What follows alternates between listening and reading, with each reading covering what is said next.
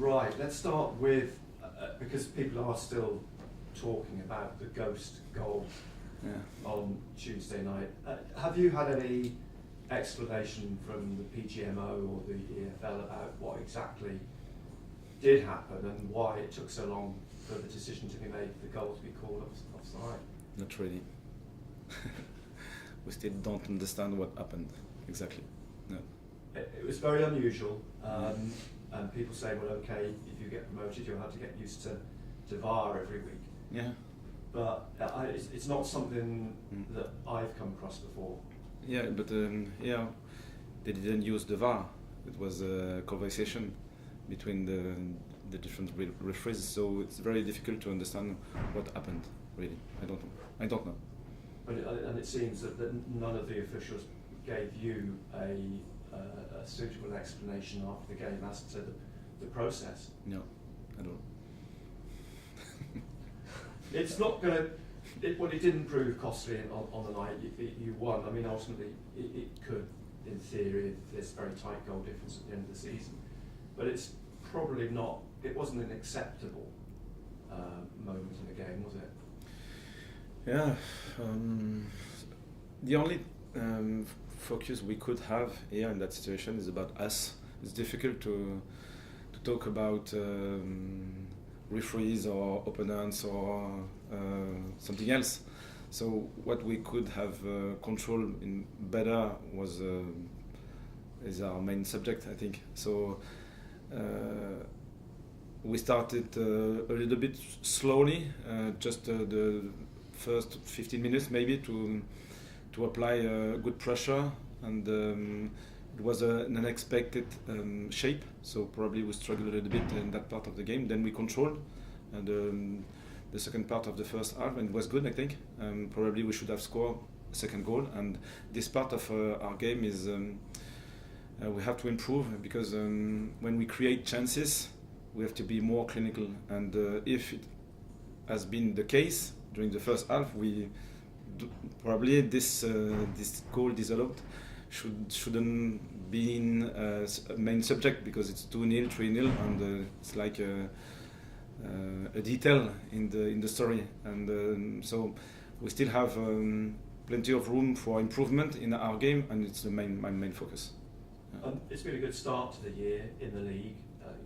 The cup's sort of exceptional; it stands on its own, but it's become a 4-team league now, hasn't it? Going into this last 18 games, because the gap now between you and fifth place is so large, because you, Leeds, Sheffield United, Burnley, you've all got some momentum. It's almost like you've got to make sure that you win, because you know that one or two of those three, probably all three, are going to win as well. Yeah, sure.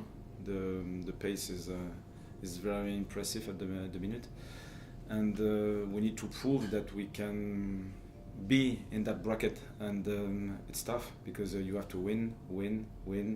Maybe you can draw, maybe you can lose, but win again to gain momentum. And it's our next goal to achieve now. If we have to prove that we can deserve this part of the table, and probably Burnley did it very efficiently at Plymouth, for example, 5-0 after the first half. Okay, that's fine. Three big chances, 4 goals. It means that this team is ready to be in that final sprint, and we have to show that we are able to do it again. Yeah. So. Well, it was a frantic final 15 minutes on Tuesday night.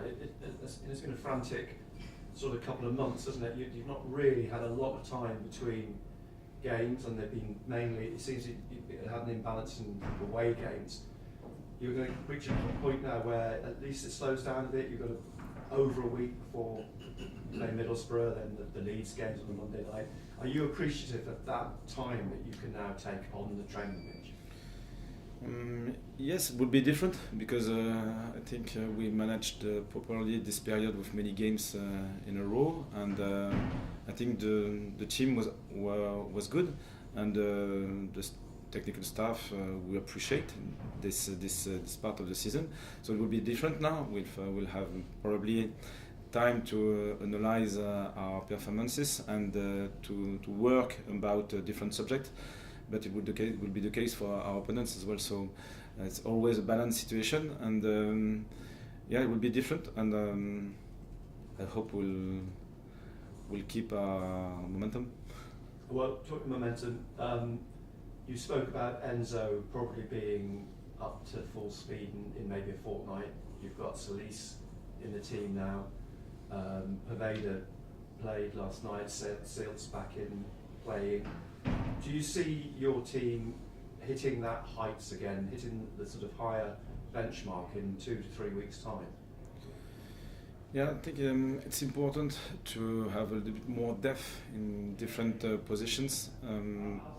The players, especially in the midfield and the top line of the team, played well without many options to substitute, and probably they were exhausted, tired sometimes, but they did very well. And if we can have now a little bit more depth with the same quality, different style of play, I think it helps a lot, because to be in that part of the table, you need to maintain the level all the time, and probably maintaining the level is not enough. You have to find other solutions when we struggle against an opponent, even if the intensity is the same. Probably you need more creativity, more different style of player, and so on. And I hope we'll have this option for the second part of the season. And hopefully maybe 1-2 players extra as well before the end of the window. Maybe. We'll see.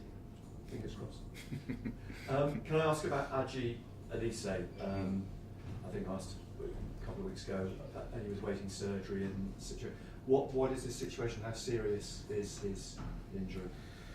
He will miss the remainder of the season, so we'll have Aji available in the next pre-season now. It's clear. So and it's a broken leg. Yeah. Has he injured his hand as well? Yeah, it wasn't a broken bone here, but it was something who needed to be fixed by a surgery as well. Yeah. Wishing all the best. But Plymouth then this weekend, I mean, we know it's going to be tough. They've come off the back of a 5-0, fighting for their lives.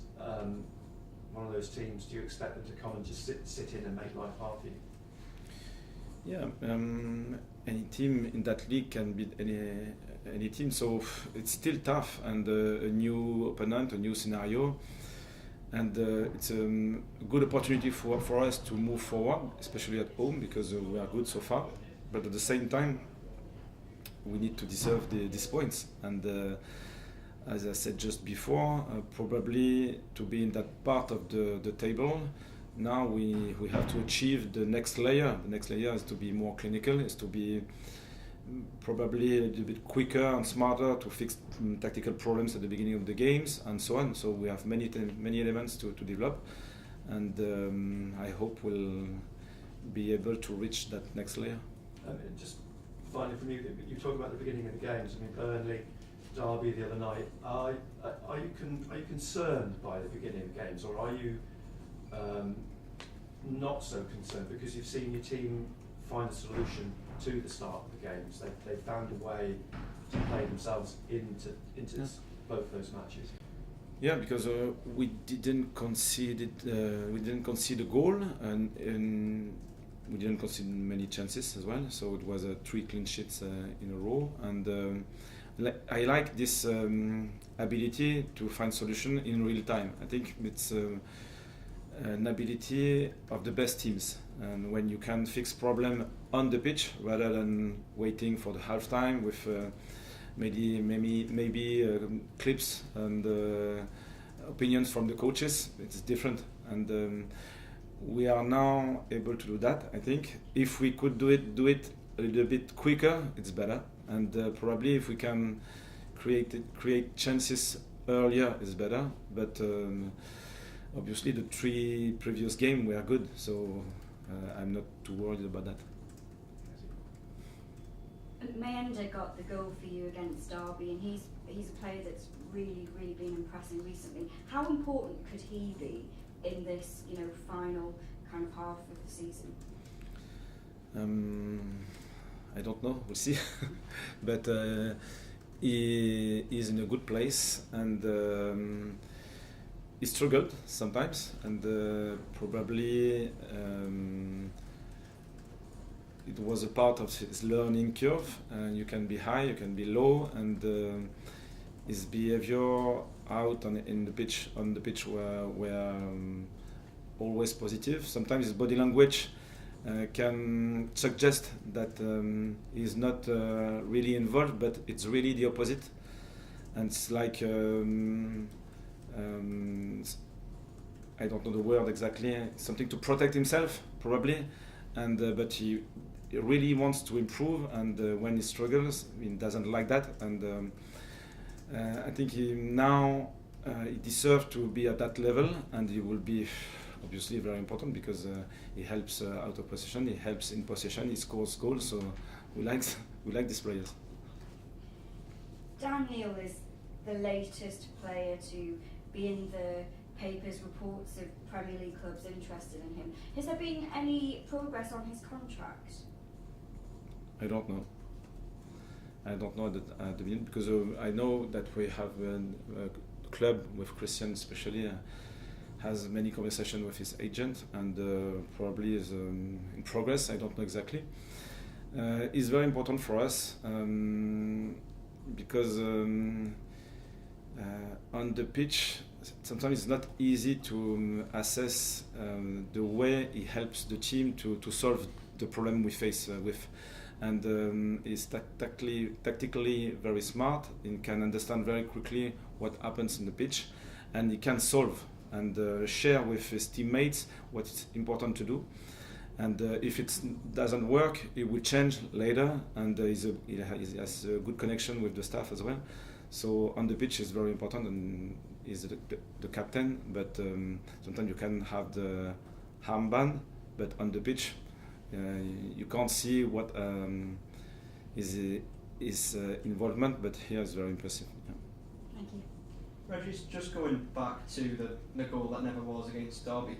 I know it's a bit of a hypothetical question, but are you a fan of VAR? Are you a fan of technology? Would you have liked it to be implemented in a situation like that?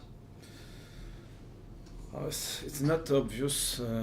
Sometimes it helps very clearly. Sometimes it's the rhythm of the game is disrupted by that. So for me, we have to trust the referees. We have to trust their decision. If they make some mistakes, they have to assume that they make some mistake, and we can learn from mistakes. It's the case for us. It could be the case for them, and I think so. It's difficult to give a very precise and definitive answer to that question. I had the VAR the last 2 seasons, and sometimes it was positive and it was not. This year I like the rhythm of the game, because if you score, you score. Wasn't the case just once, okay. But so yeah, both are positive or negative. Yeah. Just looking to Plymouth now, tactically, is this a game where, as Nick said before, because Plymouth may sit in, make it difficult, you'll have to be intense, quick and sharp with your passing, but is it also a fact that you'll just have to be patient at times, and if you don't get too straight, if the openings don't come straight away? Yeah, it's still difficult to anticipate the scenario of the game, because one decision can make the difference and can change the momentum. At least what we can control is the way we want to play, and we can expect a scenario, can expect a shape, maybe, not sure. And if we are very focused on our game, I think we can win, and we give us many situations to score and to win, and it's my only focus right now. And just finally, given how tight the top 4 is at the moment, do you yourself or do the team have targets as to where you want to be after certain matches in the season, or is it just very much take the next step? Yeah, maybe it's the second option. Just next step, because we don't have energy to waste to expect something from the opponent, and in 2 weeks, in 3 weeks, in 4 weeks, what will happen? It's so unpredictable. So our main focus is just the next game. Yeah. Let's come us off these guys, Phil.